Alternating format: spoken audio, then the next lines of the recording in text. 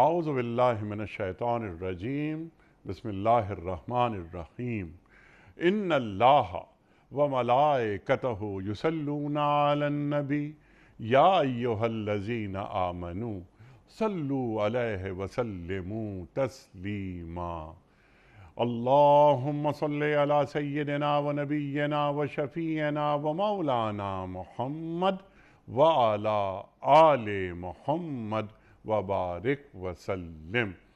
محترم خواتین و حضرات، السلام علیکم۔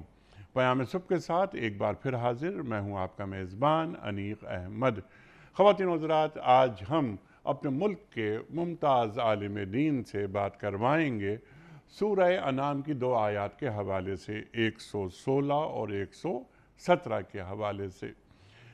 خواتین و حضرات، یہ پیر، منگل، بدھ اور جمعرات 4 دن قرآن کریم کے مختلف آیات کے تعلق سے اپنے ملک کے ممتاز علماء سے ہم سیکھتے ہیں، اور جمعہ اور ہفتہ 2 دن سوال و جواب کے لیے ہوتے ہیں۔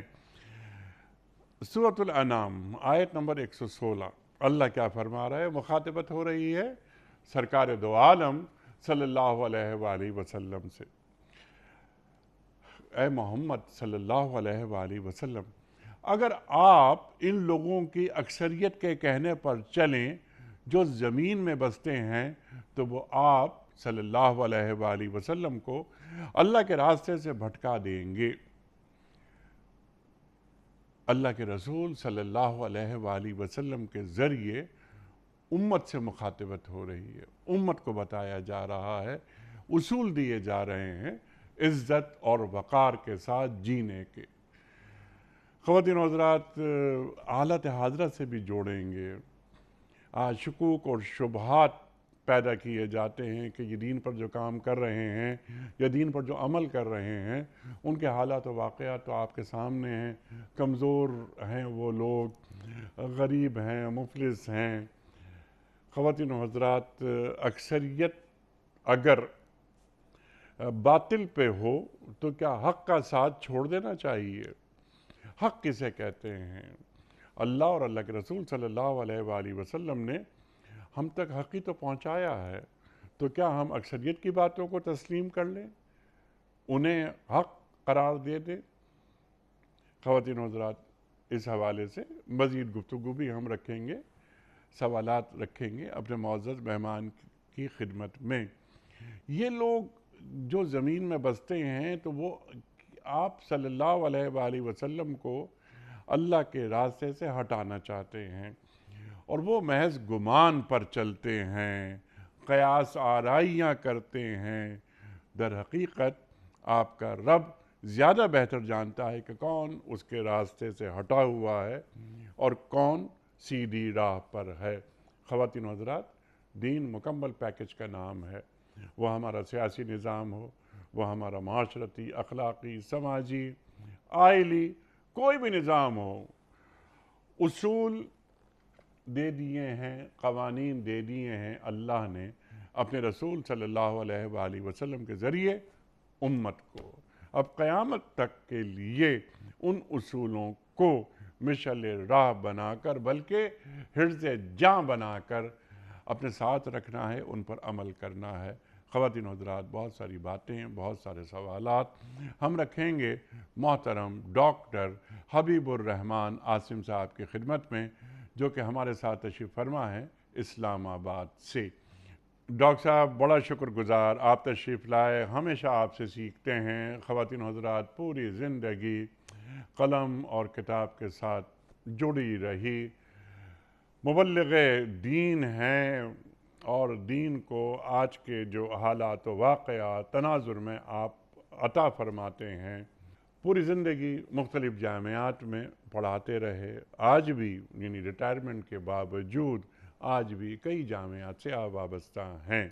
قرآن، تفسیر قرآن، حدیث آپ کے خاص موضوعات۔ ایک موضوع اور بھی ہے آپ کا، وہ ہے عربی ادب۔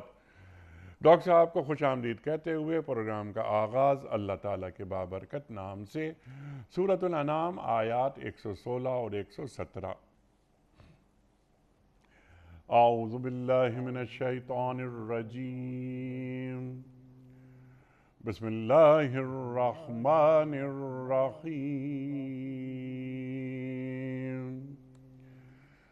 وَإِن تُطِعْ أَكْثَرَ مَن فِي الْأَرْضِ يُضِلُّوكَ عَن سَبِيلِ اللَّهِ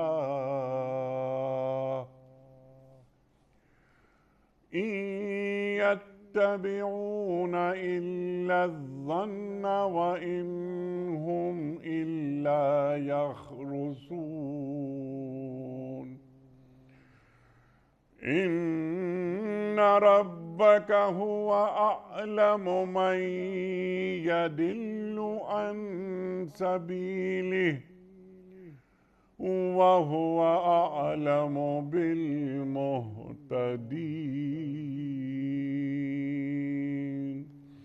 صدق اللہ العظیم۔ اور اے محمد صلی اللہ علیہ وآلہ وسلم، اگر آپ ان لوگوں کی اکثریت کے کہنے پر چلیں جو زمین میں بستے ہیں تو وہ آپ صلی اللہ علیہ وآلہ وسلم کو اللہ کے راستے سے بھٹکا دیں گے۔ وہ تو محض گمان پر چلتے ہیں اور قیاس آرائیاں کرتے ہیں، در حقیقت آپ صلی اللہ علیہ وآلہ وسلم کا رب زیادہ بہتر جانتا ہے کہ کون اس کے راستے سے ہٹا ہوا ہے اور کون سیدھی راہ پر ہے۔ خواتین و حضرات، اس سے پہلے کہ ہم رکھیں آج کے پروگرام کے حوالے سے پہلا سوال محترم ڈاکٹر حبیب الرحمان عاصم صاحب کی خدمت میں، کل کے پوچھے گئے سوال کا درست جواب اور آج کا سوال آپ کی خدمت میں۔ کل کا سوال ہمارا یہ تھا کہ وہ پہاڑ جہاں حضرت موسیٰ علیہ السلام اللہ سے ہم کلام ہوئے تھے اس کا کیا نام تھا؟ درست جواب کوہ طور۔ آج کا سوال نوٹ فرما لیجئے۔ اللہ کے حکم سے ابابیل نے کس کے لشکر کو تباہ کیا جب وہ خانہ کعبہ پر لشکر کشی کرنے لگے تھے؟ 3 آپشنز: فرعون کا لشکر، قارون کا لشکر یا ابرہہ کا لشکر۔ جو درست جواب آپ سمجھتے ہوں روانہ فرمائیے۔ ہمارے فون نمبرز ہیں 0092213452709۔ ہمارا دوسرا فون نمبر ہے 0092213400980۔ ہمارا واٹس ایپ نمبر ہے 0092321825019۔ ڈاکٹر صاحب ارشاد فرمائیے، سرکار دو عالم صلی اللہ علیہ وآلہ وسلم کے ذریعے امت کو تعلیم دی جا رہی ہے کہ اے میرے محبوب صلی اللہ علیہ وآلہ وسلم، اگر آپ اکثریت کے کہنے پر چلیں گے تو یہ آپ کو بھٹکا دیں گے۔ اصل میں کیا یہ سبق ہمیں دیا جا رہا ہے؟ ارشاد۔ بسم اللہ الرحمن الرحیم۔ انیق بھائی، ہماری اس دنیا میں ایک طویل عرصے سے جو طریقہ رہا ہے انسانوں کے معاملات کو چلانے کا، ان میں سے ایک بات بہت سارے لوگوں نے اپنا لی اور آہستہ آہستہ وہ ایک رواج بن گیا کہ جب بھی کسی بات کے بارے میں فیصلہ کرنا ہو تو یہ دیکھا جانے لگا کہ غالب اکثریت کس طرف ہے، یہ جانے بغیر کہ غالب اکثریت جو ہے وہ کسی صحیح بات کی طرف ہے یا کسی غلط بات کی طرف۔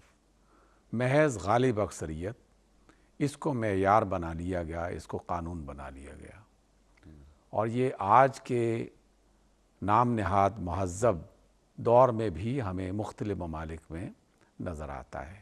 جی ہاں۔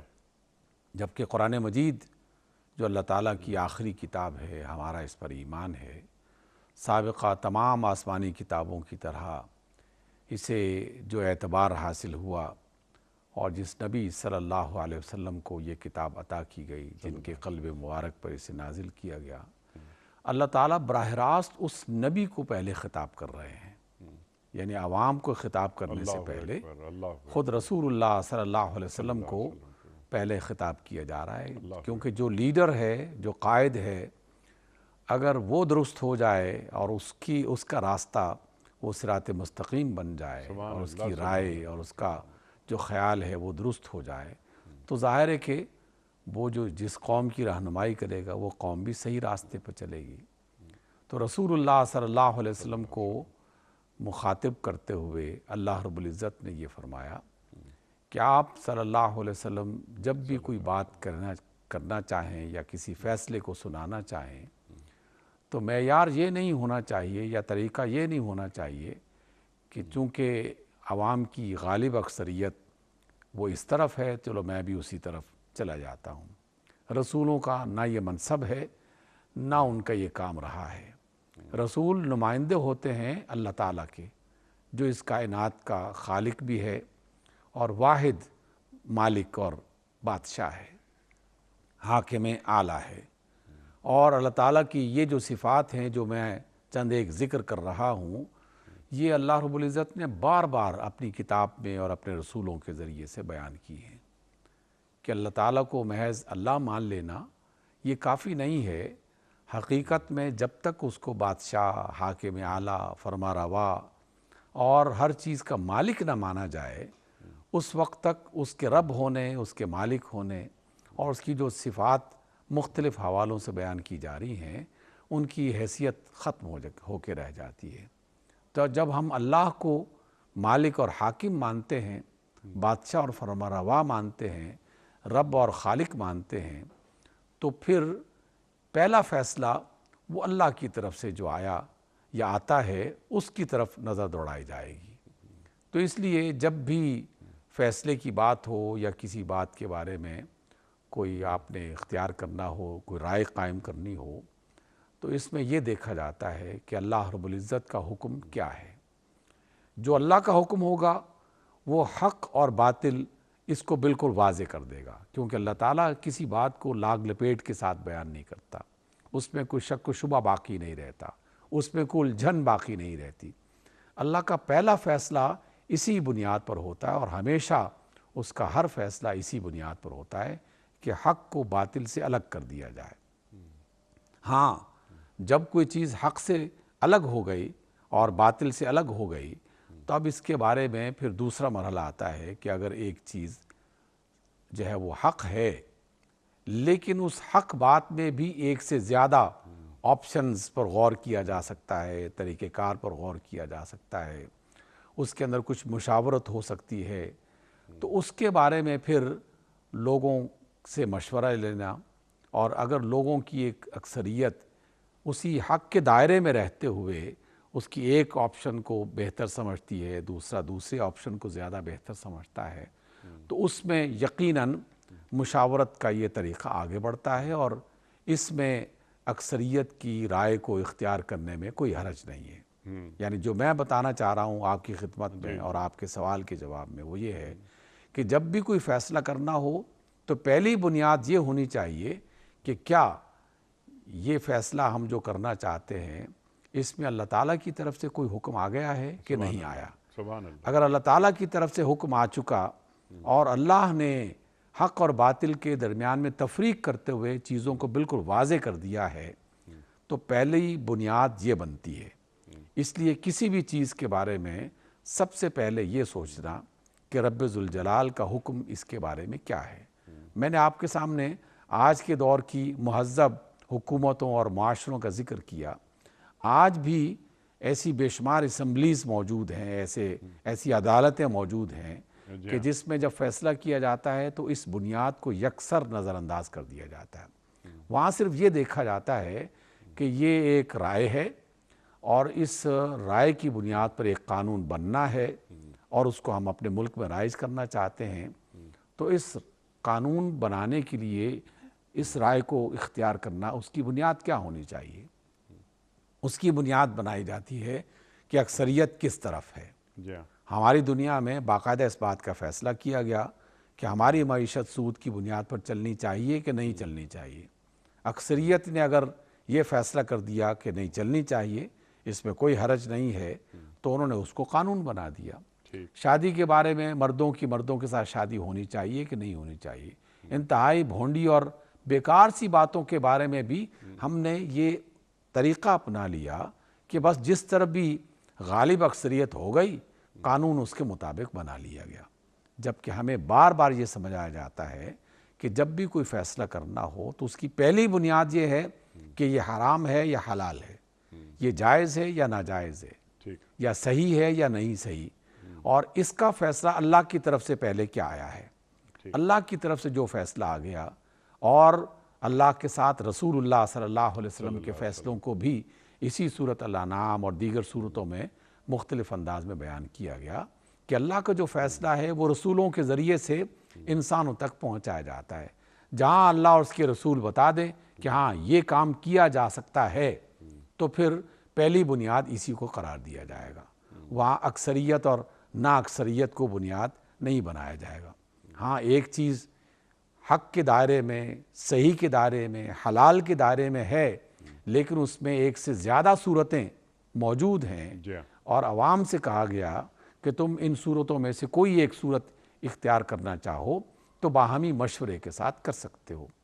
تو جب مشاورت ہوگی تو مشاورت میں لازماً کچھ لوگ زیادہ ہوں گے، کہیں لوگ کم ہوں گے، کوئی حمایت کرنے والے، کوئی مخالفت کرنے والے، لیکن دائرہ وہ سارا کا سارا صحیح اور حق کی بنیاد پر ہوگا۔ اسی صحیح کے انداز میں، اسی اندر رہتے ہوئے اگر کچھ لوگ ایک طرف ہیں اور کچھ لوگ دوسری طرف، تو وہاں اس بات کا فیصلہ کیا جا سکتا ہے کہ اگر غالب اکثریت اس ایک طرف ہے تو اس کی بنیاد پر فیصلہ کر لیا جائے۔ اللہ رب العزت نے رسول اللہ صلی اللہ علیہ وسلم کو اسی بنیاد پر یہ کہا کہ آپ محض اکثریت کی بنیاد پر چیزوں کا فیصلہ نہ فرمائیں، کیونکہ لوگوں کی غالب اکثریت عمومی شیطان کے راستے پر چل پڑتی ہے۔ سبحان اللہ، سبحان اللہ، سبحان اللہ۔ بنیاد پوری آپ نے فراہم کر دی آج کے پروگرام کی۔ اکثریت کا فیصلہ درست بھی ہو سکتا ہے اگر وہ حق کی بنیاد پر ہو، اور اللہ اور اللہ کے رسول صلی اللہ علیہ وآلہ وسلم کی سند آ رہی ہو، اور اختلاف ہو سکتا ہے، وہ آرا کا اختلاف ہوگا، اکثریت حق پہ بھی ہو سکتی ہے، اور علمی اختلاف اس کی تو پذیرائی کرتا ہے دین۔ اچھا ڈاکٹر صاحب، اب ایک سیدھا سادہ سوال وہ یہ ہے کہ طالب حق کو، یعنی جو آپ نے ہمیں پیغام دیا، جو آپ نے، اور یہ آیت جو بیان فرما رہی ہے، اس کی روشنی میں یہ سوال کہ کیا طالب حق کو کبھی یہ دیکھنا چاہیے کہ اکثریت کس چیز کی پیروی کر رہی ہے، یا وہ ثابت قدمی کے ساتھ اگر وہ تنہا بھی ہے تو وہ اللہ اور اللہ کے رسول صلی اللہ علیہ وآلہ وسلم نے جسے حق قرار دیا اسی کے پیچھے چلے، اسی کی پیروی کرتی رہے؟ دیکھیے انیق بھائی، ابھی جو طالب حق ہے، اگر تو فیصلہ ہم نے جیسے بات بھی کی، آپ نے بھی اس کو دہرایا، اگر تو اسے اندازہ ہے کہ جو بات میرے سامنے پیش کی جا رہی ہے اس میں حق یہ ہے اور باطل یہ ہے، صحیح یہ ہے اور غلط یہ ہے، حرام یہ ہے اور حلال یہ ہے، جب یہ فیصلہ ہو چکا ہو، اور اس فیصلے کے لیے آپ نے بھی اس بات کو دہرایا، میں بھی اس کو دہرا رہا ہوں اور مسلسل دہراتے رہیں گے، کیونکہ اللہ اور اس کے رسول صلی اللہ علیہ وسلم وہی اصل میں ہمارے لیے سند ہیں، وہی معیار ہیں، وہی اصل حق کی پہچان کی کسوٹی ہیں۔ اگر یہ تمام ذرائع جو اللہ اور اس کے رسول صلی اللہ علیہ وسلم نے ہمیں عطا فرمائے ہیں، اس کی بنیاد پر واضح ہو جاتا ہے کہ حلال اور حرام، حق اور صحیح اور باطل اس میں سے یہ ہے، تو پھر طالب حق جو ہے اسے اکثریت کے پیچھے نہیں چلنا، اسے صرف حق پر ہی ثابت، ہاں چاہے وہ تنہائی کیوں نہ ہو۔ اب دیکھیے نا، بے شمار ہماری زندگی میں ایسی مثالیں، تاریخ اسلام کی ایسی مثالیں کہ ایک طرف کچھ لوگ اپنی بات بیان کر رہے ہیں، لیکن دوسری طرف اللہ کے رسول جب اس قوم کی طرف آتے ہیں، اس میدان میں اترتے ہیں، تو ابتدا میں تو وہ اللہ کے رسول تنہا باقاعدہ وہی بات کہہ رہے ہوتے تھے۔ مکہ کی وادیوں میں رسول اللہ صلی اللہ علیہ وسلم کی آواز سنیے، یا آپ بیت المقدس کے آس پاس کی وادیوں میں جناب عیسیٰ علیہ السلام کی بات سن لیجئے، یا اس کے علاوہ مصر کے بازاروں میں موسیٰ علیہ السلام کی بات سن لیجئے۔ جتنے بھی انبیاء دنیا میں آئے، ان کا جو ابتدائی دور تھا اس میں تو وہ تنہا حق کی بات بیان کرنے والا اور اس پر ڈٹ جانے والا انسان تھا۔ اس لیے یہ تو بالکل طے شدہ بات ہے کہ جو شخص حق جانتا ہے اور اس حق کی باقاعدہ بنیاد اللہ کی طرف سے اسے مل چکی ہے تو پھر اسے ڈگمگانا نہیں چاہیے، پھر اس میں کوئی شک نہیں پڑنا چاہیے، اور اس بات کو دیکھنا کہ نہیں کچھ لوگ اور بھی ہیں وہ یہ کہہ رہے ہیں چلو ان کی بات بھی مان لاؤ، اور رسم و رواج بھی کچھ کہہ رہے ہیں، قوم کی اکثریت کے کیسی مخالفت ہو سکتی ہے۔ تو انبیاء کا تو یہ وتیرہ نہیں رہا۔ ہم دیکھتے ہیں کہ قدم قدم پر رسول اللہ صلی اللہ علیہ وسلم اس حق کی بنیاد پر ثابت قدمی دکھاتے ہوئے نظر آتے ہیں۔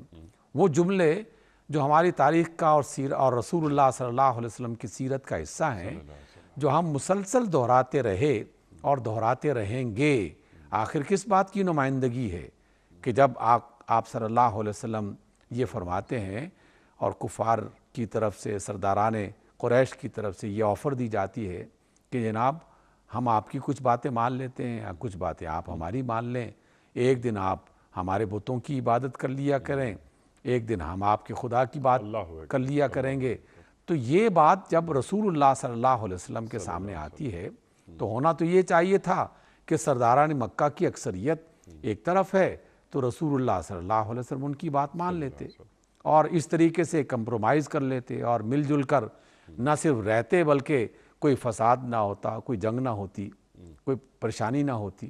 لیکن رسول اللہ صلی اللہ علیہ وسلم نے یہ ارشاد فرمایا کہ اگر یہ لوگ میرے ایک ہاتھ پہ چاند اور دوسرے پہ سورج بھی رکھ دیں اور مجھ سے کہیں کہ میں اس راستے کو چھوڑ دوں جس راستے کی میں دعوت دے رہا ہوں، تو میں تو اس راستے کو نہیں چھوڑنے والا۔ اور ابو جہل کو بھی اسی طرح کا جواب دیا۔ آپ صلی اللہ علیہ وسلم نے فرمایا کہ میں تم سے بہت چیزوں کا مطالبہ نہیں کرتا، بس ایک بات تم سے کہتا ہوں، وہ ایک بات مان لو تو عرب بھی تمہارا حق جو ہے وہ غلام ہو جائے گا، اور جو ہے عجم جو ہے وہ بھی تمہاری بادشاہت کو مان لے گا یا تمہاری حکومت کو مان لے گا۔ اور وہ کیا ہے؟ ابو جہل نے کہا کہ ایک نہیں 10 باتیں ماننے کے لیے ہم تیار ہیں۔ تو آپ علیہ السلام نے فرمایا کہ نہیں، ایک بات یہ ہے کہ صرف ایک اللہ کی عبادت کی جائے اور اللہ کے سوا کوئی عبادت کے لائق نہیں ہے۔ اب دیکھیے یہ بات اور اس طرح کی بے شمار ہمیں جو مشاہدات یا دلیلیں ملتی ہیں وہ سب اسی ایک بات کو تقویت پہنچا رہی ہیں کہ پہلے حق کے بارے میں طے کر لیا جائے کیا واقعی آپ کی بات حق ہے یا نہیں ہے۔ سبحان اللہ۔ اور یہ اگر طے کر لی کون جائے، طے کرتا ہے اور کون طے یہ اللہ تعالیٰ اور کرواتا اس ہے؟ کے رسول اللہ اور کہتے ہیں اللہ کے رسول صلی اللہ علیہ وآلہ صلی وسلم۔ اللہ علیہ وسلم۔ باطل دوئی پسند ہے، حق حق لا شریک، شرکت میں آنائے حق و باطل نہ کر قبول۔ اللہ اکبر۔ یہ جو حق اور باطل کے درمیان میں جو ہے نا شرکت، ایک دوسرے کے ساتھ چلو کچھ ہماری بات کچھ تمہاری بات مل جل کے کر لیتے ہیں، یہ اللہ کے ہاں مقبول نہیں ہے، اللہ تعالیٰ اس کی اجازت نہیں دیتا۔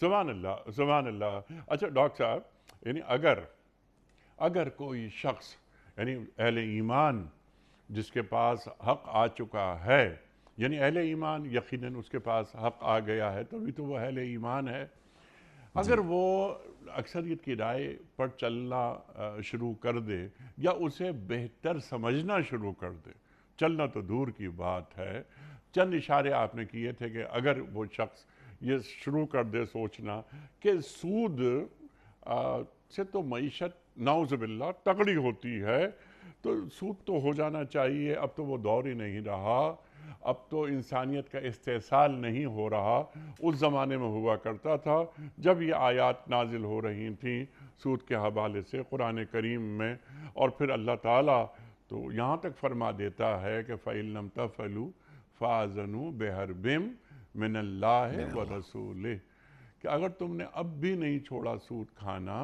تو اللہ اور اللہ کے رسول صلی اللہ علیہ وآلہ وسلم سے تمہاری جنگ ہے۔ تو کیا کہا جائے پھر ایسے شخص کے بارے میں؟ کیا اس کے اندر نور حق آیا ہے؟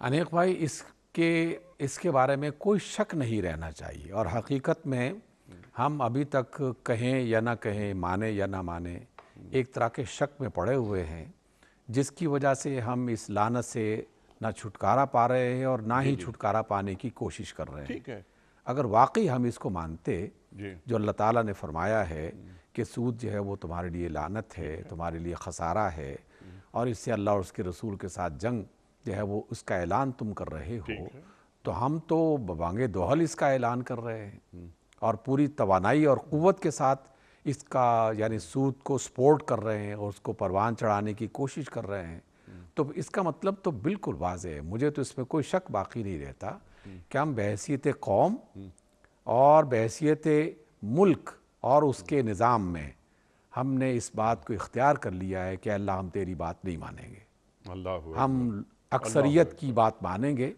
جس کے پیچھے پوری دنیا لگی ہوئی ہے۔ اس لیے تو نے اگر یہ بات کہی ہے کہ ہم تجھ سے جنگ کرنا چاہتے ہیں تو حقیقت میں ہم یہ جنگ کرنے کے لیے تیار ہیں۔ اللہ اکبر، یہ بتائیے اللہ سے بتائیے سراسر کون ہے جو اللہ کے مقابلے میں کھڑا رہ سکتا ہے؟ اللہ اکبر۔ اس لیے یہ ایمان نہ ہونے کی، کمزور ایمان کی بات ہی نہیں کر رہا میں، یہ تو ایمان کی سراسر نفی ہے جس میں آپ اللہ اور اس کے رسول صلی اللہ علیہ وسلم کی دو ٹوک بات کا انکار کرتے ہیں کہ نہیں ہم نہیں مانتے۔ ٹھیک ہے، یہ تو ایسا ہی ہے، صرف ایک بات یہ چونکہ عام چلن ہے، لوگ اس کو آسانی سے بیان بھی کر دیتے ہیں اور اس پر چلتے بھی رہتے ہیں اور سارا کا سارا نظام اسی کی بنیاد پر چل رہا ہے۔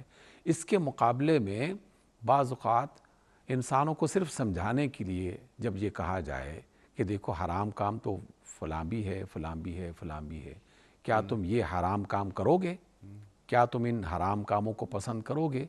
تو اس موقع پر وہ برملا کہتا ہے نہیں نہیں یہ حرام کام ہم نہیں کریں گے۔ جی ہاں، حالانکہ دیکھا جائے تو حرام جب اللہ کی طرف سے متعین ہوا ہے تو ایک حرام ہو، دوسرا حرام ہو، تیسرا حرام ہو، وہ سارے کے سارے ایک ہی کیٹیگری میں آتے ہیں، جی ہاں، یہ وہ سارے کے سارے ناجائز اور حرام کام ہیں۔ جی ہاں، تو ایک حرام کام جائز ہو اور ایک کام حرام کام جو ہے وہ ناجائز ہو، یہ کہاں کی جو ہے وہ انسانیت یا عقل مندی ہے؟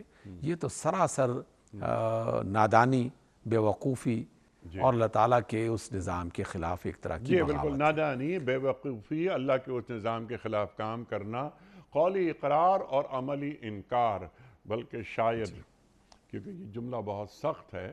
ڈاکٹر صاحب آپ فرمائیے، میرا یہ منصب نہیں کہ میں یہ عرض کروں کہ یہ اللہ تعالیٰ سے کیا بغاوت نہیں ہے؟ منصب ہمارا بھی نہیں ہے لیکن اللہ نے خود فرما دیا ہے، اللہ کے رسول خود فرماتے ہیں، اور جو اللہ اور اس کے رسول فرماتے ہیں ہم یقیناً اس سے انکار نہیں کر سکتے۔ یہ اللہ اور اس کے رسول کے خلاف بغاوت ہے، اجتماعی بغاوت ہے، اور جس کی وجہ سے ہم مسلم ہونے کے باوجود مختلف قسم کی پریشانیوں میں مبتلا ہیں، ہمارے کاروبار، ہمارے معاملات۔ آپ نے انٹرو میں گفتگو ایک جملہ ارشاد فرمایا تھا کہ مسلم کمزور ہیں، ان کی بات کیسی مانی جائے؟ دیکھا جائے تو اس وقت دنیا میں مسلمان جتنے امیر اور جتنے تونگر ہیں اور جس طریقے سے اللہ تعالیٰ نے ان کی زمینوں کے اندر اور ان کی زمینوں کے اوپر جو ہے وہ اپنی نعمتیں خزانوں کی صورت میں چھپا رکھی ہیں اور ان کو ملی ہوئی ہیں، اس کے باوجود اگر کوئی فقر اور تنگ دستی کا شکار ہے تو حقیقت میں اس میں اللہ تعالیٰ کی نعمتوں میں کسی کمی کا جو بنیاد اس کا سبب یہ نہیں ہے۔ اصل سبب ہے کہ ہم نے اللہ تعالیٰ کی بغاوت کا راستہ اختیار کر کے اس صحیح راستے کو اختیار کیا ہی نہیں ہے، تو تب یہ فقر اور تنگ دستی بڑھتی چلی جائے گی اور بڑھ رہی ہے۔ ٹھیک ہے، اچھا ڈاکٹر صاحب اس کی وجہ یعنی اس کے اسباب، نتائج، سد باب، یہ تین مراحل ہوتے ہیں نا، تو اس کے کیا ایک سبب یہ نہیں کہ مسلم امہ کے فہم دین میں کوئی نقص موجود ہے؟ واضح نقص موجود ہے انیق بھائی، بالکل واضح نقص موجود ہے، ایک طرح کا نقص نہیں، کئی طرح کے نقص موجود ہیں۔ ارشاد۔ سب سے بڑا جو نقص ہمیں محسوس ہوتا ہے کہ ہم نے دین اسلام کے بنیادی تصور کو ہی شک میں اور مختلف غلط فہمیوں میں مبتلا کر دیا اور اس میں پڑے ہوئے ہیں۔ مثلاً دنیا کے معاملات الگ اور دین کے معاملات الگ۔ آپ نے ایک جملہ ارشاد فرمایا اور آپ کے پروگراموں میں یہ جملہ کئی بار سننے کو ملتا ہے، اور ہم اسی وجہ سے یہ جملہ استعمال کرتے ہیں اور کرواتے ہیں تاکہ یہ بنیادی تصور دین جو ہے یہ واپس آ جائے ہم مسلمانوں کے اندر۔ ایک مسلمان نماز پڑھتا ہے، روزے رکھتا ہے، قرآن مجید کی تلاوت کرتا ہے، تسبیح و مناجات کرتا ہے، یہ سارے کام کرنے کے باوجود دوسری طرف وہ حرام کاروبار بھی کرتا ہے، انسانوں کے حقوق بھی دبا کے رکھتا ہے، چوری چکاری بھی کرتا ہے، جھوٹ بھی بولتا ہے، بددیانتی بھی کرتا ہے، تو اس کا مطلب یہ ہوا کہ یہ باقی دنیا کے معاملات میں اس نے اپنے دین کو داخل کرنے کی اجازت ہی نہیں دی، اور دین کے معاملات میں اس نے اللہ اور اس کے رسول صلی اللہ علیہ وسلم کا جہاں کہیں نام لیا ہے تو وہ محض ایک عادت پوری کرنے کے لیے یا اس کام کو محدود کرتے ہوئے اس کو پورا کرنے کا اس نے ایک کام کیا ہے، ایک عمل کیا ہے۔ تو تصور دین ہی کو ہم نے بگاڑ کے رکھ دیا۔ اسی وجہ سے کاروباری معاملات میں اور دیگر معاملات میں ہم لوگوں کے ساتھ بے انصافی کرنا، اس میں کوئی حرج محسوس نہیں کرتے، ان کے ساتھ زیادتی کرنا، اس میں کوئی حرج محسوس نہیں کرتے، کسی کو جھوٹ کی بنیاد پر بددیانتی کرتے ہوئے نقصان پہنچانا، اس میں ہم کوئی حرج محسوس نہیں کرتے۔ تو سب سے بڑی وجہ تو یہی ہے۔ دیکھیے برکت کہاں سے آتی ہے؟ برکت تو سچ کی وجہ سے آتی ہے، جس کی بنا پر اللہ تعالیٰ مال میں اضافہ کرتا ہے، صحت میں اضافہ کرتا ہے، دل کے اطمینان میں اضافہ کرتا ہے، خاندان کی آپس میں قربتیں اور محبتیں اس میں اضافہ کرتا ہے۔ اگر یہ اضافہ نہیں ہوا، دل میں طاقت پیدا کرتا ہے، بالکل۔ اگر یہ کم ہو رہی ہیں، اس میں خسارہ ہمیں بار بار اٹھانا پڑ رہا ہے، اس کا مطلب تو یہی ہے نا، وہ یہ آپ کا جملہ کہ ہم قولی اقرار تو کر رہے ہیں لیکن عملی طور پر اس سے انکار کر رہے ہیں۔ تو اللہ تعالیٰ جو ہے وہ ایسی ہستی تو نہیں ہے جو ہمیں دیکھتی نہیں ہے یا ہمارے بارے میں جانتی نہیں ہے۔ اس لیے ہم اپنے معاملات کو جب تک درست نہیں کریں گے اس وقت تک حالات بہتر ہونے کی کوئی امید نہیں ہے۔ دن بدن مسلسل مشکلات میں اضافہ ہی ہوتا رہے گا اگر ہم نے ہوش کے ناخن نہ لیے اور دیانت کی طرف، سچائی کی طرف واپس قدم نہ اٹھائے۔ یہی بنیاد بنتی ہے۔ اللہ اکبر، اللہ اکبر۔ اور خواہ ہم کہتے رہیں بار بار کہ خاص ہے ترکیب میں قوم رسول ہاشمی، تو یا ایھا الذین آمنوا ادخلوا فی السلم کافہ قرآن کریم فرما رہا ہے۔ قرآن کریم یہ بھی فرماتا ہے اور مخاطبت ہو رہی ہے بنی اسرائیل سے کہ افتؤمنون ببعض الکتاب وتکفرون ببعض، یعنی ان کی کتاب توریت تم کیا کرتے ہو، کتاب کے کچھ حصوں کو مانتے ہو، کچھ کو نہیں مانتے۔ تو یہ وہی قولی اقرار اور عملی انکار، اللہ اکبر۔ اور اس کے باوجود اپنا ایک تعلق کلمے سے، اپنا ایک تعلق، اپنا عشق، بلکہ تعلق کیا عشق اللہ کے رسول صلی اللہ علیہ وآلہ وسلم سے، لیکن میرے عمل کی سند میرے رسول دے رہے ہیں صلی اللہ علیہ وآلہ وسلم یا نہیں، یا میں نے اپنی خواہشات کو اپنا معبود بنا لیا ہے۔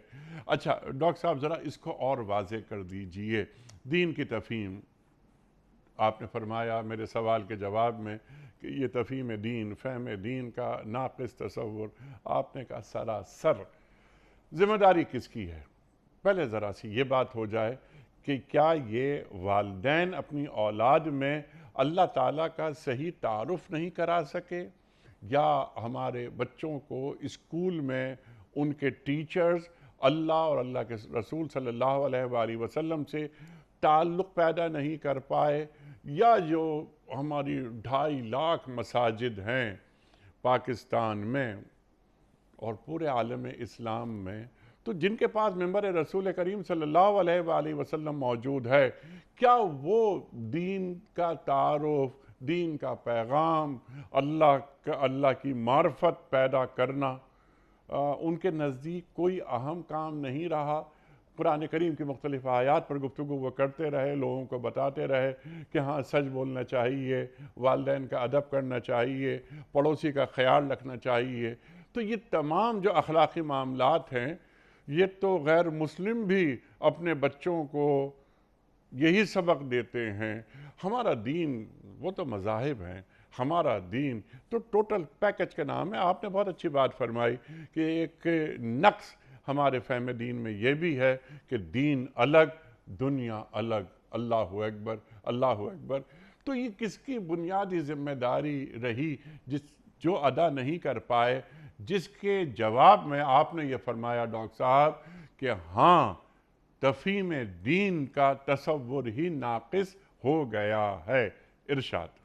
انیق بھائی، اس کی سب سے بڑی ذمہ داری اور پہلی ذمہ داری وہ تمام علماء اور وہ تمام اہل علم جن میں اساتذہ بھی شامل ہیں، چاہے وہ یونیورسٹی میں ہوں، کالجز میں ہوں، اسکولوں میں ہوں، کیونکہ علم جس کے پاس ہے وہی اس بات کا حق رکھتا ہے کہ لوگوں کو صحیح بات پہنچائے، کیونکہ اس کے پاس علم ہے نا، وہ اپنے آپ کو صاحب علم کہتا ہے، عالم ہے، انہوں نے تو اپنے نام باقاعدہ اپنے ساتھ علماء کا لفظ لگا دیا، لیکن باقی جو لوگ ہیں جو اہل علم ہیں، جنہوں نے مختلف کالجز میں، یونیورسٹیوں میں، تعلیمی اداروں میں کئی سال لگا کر علم حاصل کیا ہے، تو سب سے پہلی ذمہ داری تو ان کی بنتی ہے۔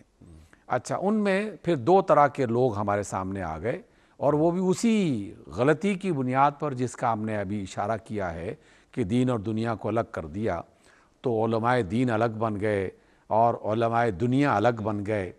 تو ان کی اپنے اندر جو پائی جانے والی خرابی ہے اور جو غلطی ہے، اس نے پوری قوم کو اسی تباہی کا شکار کر دیا۔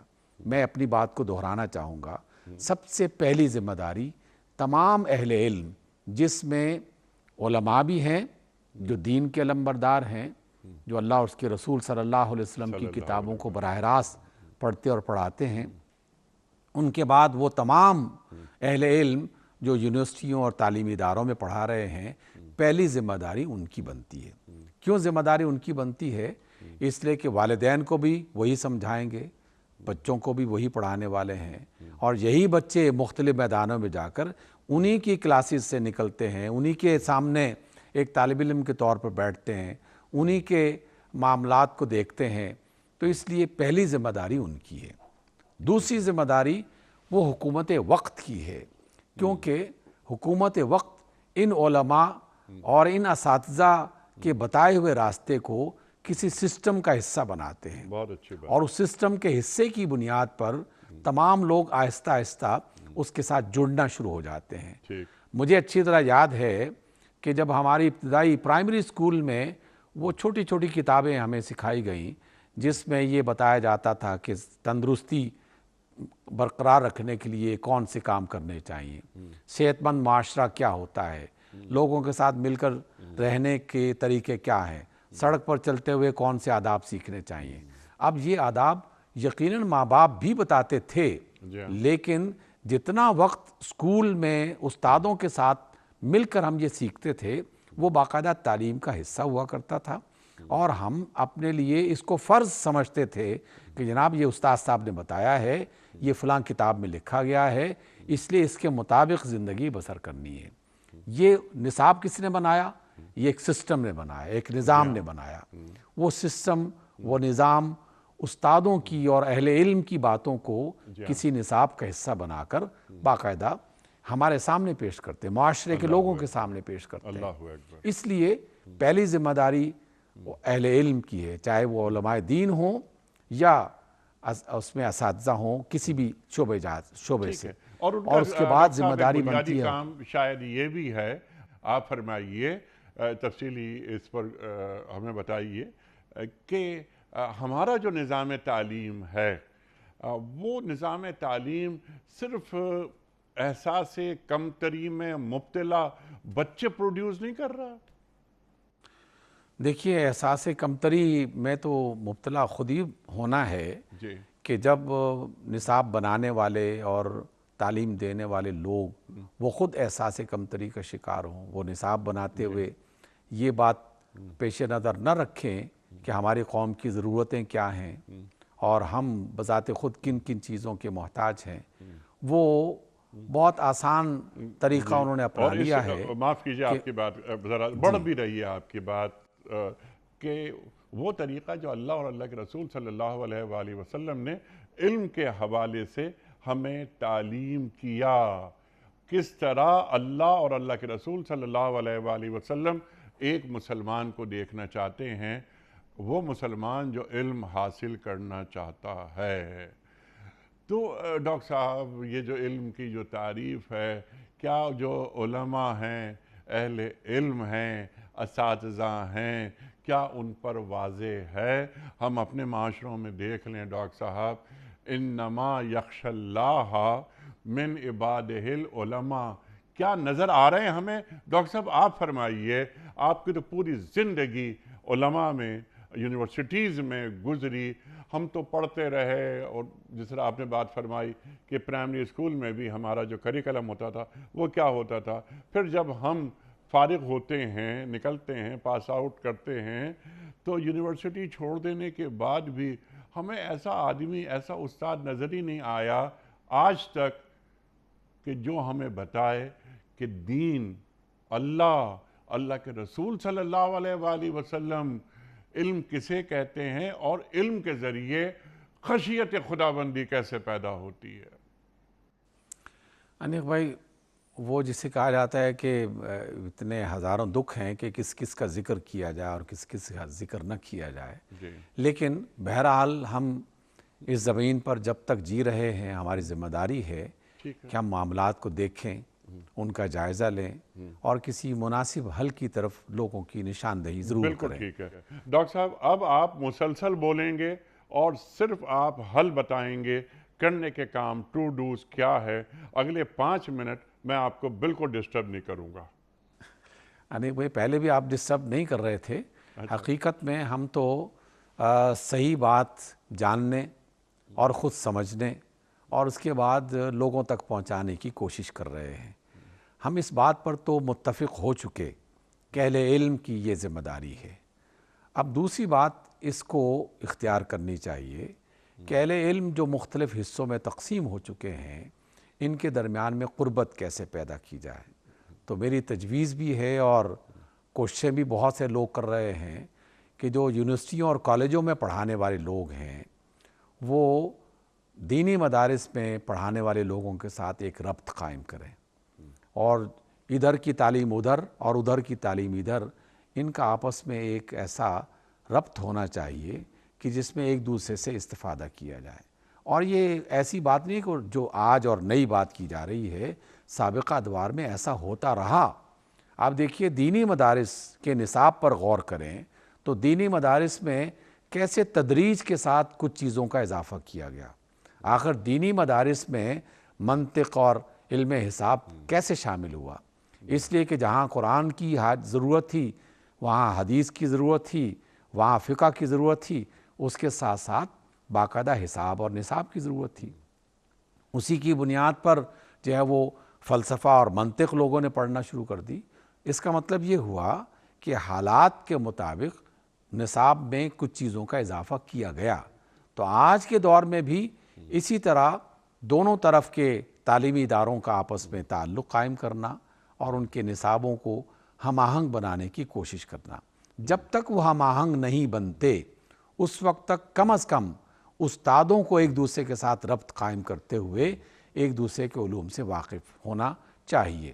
انیق بھائی، ایک بہت بڑی تعداد ہماری یونیورسٹیوں اور کالجوں کے اساتذہ کی ایسی ہے کہ جو بعض اوقات اتنے معمولی سوال کرتے ہیں کہ آدمی حیران ہو جاتا ہے کہ یہ والا سوال، یہ تو پرائمری کا سوال ہے جو کسی بھی مسلم شخص کو آنا چاہیے کہ فلاں جو ہے وہ چیز جائز ہے کہ نہیں جائز، فلاں چیز کرنی چاہیے کہ نہیں کرنی چاہیے. اتنی چھوٹی چھوٹی باتیں بعض اوقات وہ پوچھتے ہیں. اس کا مطلب یہ ہے کہ کہیں کوئی کمی رہ گئی ہے تو تبھی یونیورسٹی کے مراحل طے کرنے کے باوجود وہ اتنی چھوٹی چھوٹی باتیں نہیں جانتے. یہی صورتحال دوسری طرف ہے. اور اس کے بعد جب یہ آپس میں ایک دوسرے کے قریب آئیں گے تو پھر اندازہ ہوگا کہ اللہ اور اس کے رسول صلی اللہ علیہ وسلم کس طرح رہنمائی فرما رہے ہیں. آپ نے بھی اس بات کا بارہا ذکر کیا گیا کہ اللہ اور اس کے رسول صلی اللہ علیہ وسلم نے جو دین ہمیں عطا کیا ہے اس کی بنیادیں کیا ہیں اور اس کا مقصد کیا ہے. میں پورے یقین اور اعتماد کے ساتھ کہہ سکتا ہوں کہ دین اسلام کا مقصد اس کے سوا کچھ نہیں ہے کہ اس دنیا میں رہتے ہوئے انسان ایک اچھا انسان، ایک کامیاب انسان، ایک بہترین انسان بن کے رہے.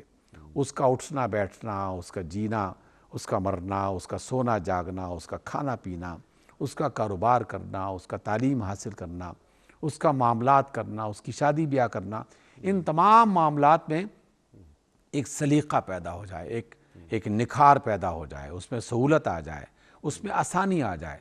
یہی تو دین ہے. دین اس کے علاوہ کیا ہے؟ اور جو دنیا کی تعلیم ہے اس کا مقصد کیا ہے؟ اس کا مقصد بھی یہی ہے. لیکن ایک معمولی سا فرق اس میں آ جاتا ہے کہ جب دنیا کے مختلف علوم پڑھائے جاتے ہیں تو اس میں حرام اور حلال بس اس کو نظر انداز کر دیا جاتا ہے۔ اگر اس کو نظر انداز نہ کیا جائے، باقاعدہ اس بات کا لحاظ رکھا جائے، تو ہم میں سے ہر شخص اپنے دین کے معاملات ہوں یا دنیا کے معاملات ہوں، اور ہمارے نقطہ نظر سے تو جو دین کے معاملات ہیں وہی دنیا کے ہیں، اور جو دنیا کے معاملات ہیں وہی دین کا حصہ ہیں، یہ خود بخود درست ہونا شروع ہو جاتے ہیں۔ تو کیا کوئی شخص یہ پسند نہیں کرتا کہ وہ اس دنیا میں ایک کامیاب انسان بن کے جیے، ایک بہترین انسان بن کے جیے؟ جو شخص بھی اس سے معاملہ کرے وہ باقاعدہ اس کی تعریف کرتا ہوا یہ کہے کہ ہاں میں ایک ایماندار، ایک سلیقہ مند، ایک بہترین آدمی سے کاروبار کر کے یا معاملہ کر کے آیا ہوں۔ تو اس اعتبار کو قرآن بھی بڑھاتا ہے، رسول بھی بڑھاتے ہیں، اور اہل علم بھی بڑھاتے ہیں۔ اسی وجہ سے ہم ان دونوں کو یکجا کرنے کی مسلسل تعلیم دینے کی کوشش کر رہے ہیں کہ لوگوں، دنیا میں علم کے اعتبار سے بھی ہر مفید علم حاصل کرو جو انسانوں کو فائدہ پہنچائے، اور دین اسی کا نام ہے، دین بھی یہی سکھاتا ہے۔ یہ آپس میں ایک دوسرے کے ساتھ ٹکراؤ، ایک دوسرے کی مخالفت اور یہ محاذ آرائی، اس کو چھوڑ کر یکجائی پیدا کرنے کی کوشش کی جائے۔ سبحان اللہ، سبحان اللہ۔ نتیجہ یہ ہوگا کہ احساس کمتری کا شکار جو افراد ہیں وہ باہر نکل آئیں گے، نمبر ایک۔ نمبر دو یہ کہ لوگ، یعنی سرکار دو عالم صلی اللہ علیہ وآلہ وسلم کے ذریعے اصل میں ہمیں تعلیم دیا جا رہا ہے نا کہ ان لوگوں کی اکثریت پر آپ چلیں گے تو یہ آپ کو اللہ کے راستے سے بھٹکا دیں گے۔ تو پھر یہ شیطان ہے وہ اپنا وار ہم پہ نہیں کر سکتا اور ہمیں بھٹکا نہیں سکتا۔ ڈاکٹر صاحب میں آپ کا بڑا ممنون، بڑا شکر گزار، آپ نے حل بھی بتایا، طریقہ کار بھی بتایا، حکمت عملی کیسے وضع کی جائے، کن خطوط پر قدم آگے بڑھائے جائیں، اپنے لیے ایک روڈ میپ کیا بنایا جائے۔ وہ نیور ٹو لیٹ والی بات ہوتی ہے۔ مایوس ہم بالکل بھی نہیں ہیں، لیکن انشاءاللہ تعالی آپ جیسے علماء قوم کو گائیڈ کرتے رہیں گے تو ہم ان بدگمانیوں سے دور نکل آئیں گے اور حق کو پہچان لیں گے، اور حق کو پہچان لینے کے بعد حق پر چلنا بھی شروع کر دیں گے۔ ڈاکٹر صاحب بہت شکر گزار آپ کا۔ خواتین و حضرات، کوئز۔ کل کا سوال ہمارا یہ تھا کہ وہ پہاڑ جہاں حضرت موسیٰ علیہ السلام اللہ تعالیٰ سے ہم کلام ہوئے تھے اس کا کیا نام تھا؟ درست جواب کوہ طور۔ آج کا سوال نوٹ فرما لیجئے۔ اللہ کے حکم سے ابابیل نے کس کے لشکر کو تباہ کیا جب وہ خانہ کعبہ پر لشکر کشی کرنے لگے تھے؟ فرعون کا لشکر، قارون کا لشکر، یا ابرہہ کا لشکر؟ جو درست جواب آپ سمجھتے ہوں روانہ فرمائیے۔ ہمارے فون نمبرز ہیں 0092213452709، ہمارا دوسرا فون نمبر ہے 009221343000980، ہمارا واٹس ایپ نمبر ہے 009232182500194۔ خواتین و حضرات، کراچی میں ڈاکٹر صاحب تشریف فرما نہیں ہیں، قرآن دازی کا وقت ہے، تو ڈاکٹر صاحب کا کام میں کر رہا ہوں۔ ارشد نیازی صاحب اسلام آباد سے، یعنی یہ ڈاکٹر حبیب الرحمن عاصم صاحب کے شہر سے ارشد نیازی صاحب، آپ کی خدمت پہ دنیا ٹی وی کی جانب سے دینی کتب پر مشتمل گفٹ ہیمپر آپ کے گھر بذریعہ کوریئر روانہ کیا جا رہا ہے۔ آپ کو بہت بہت مبارک ہو۔ پیام صبح کا اختتام ہوتا ہے روزانہ ایک قول پر، اور وہ قول ہوتا ہے صاحب نہج البلاغہ امیر المومنین حضرت علی مرتضیٰ کرم اللہ وجہہ کا۔ آپ فرماتے ہیں، فتنوں میں پڑنے کا آغاز وہ نفسانی خواہشات ہوتی ہیں جن کی پیروی کی جاتی ہے۔ اللہ اکبر۔ فتنوں میں پڑنے کا آغاز وہ نفسانی خواہشات ہوتی ہیں جن کی پیروی کی جاتی ہے۔ اپنے میزبان انیق احمد کو کل تک کے لیے اجازت دیجیے۔ خدا حافظ۔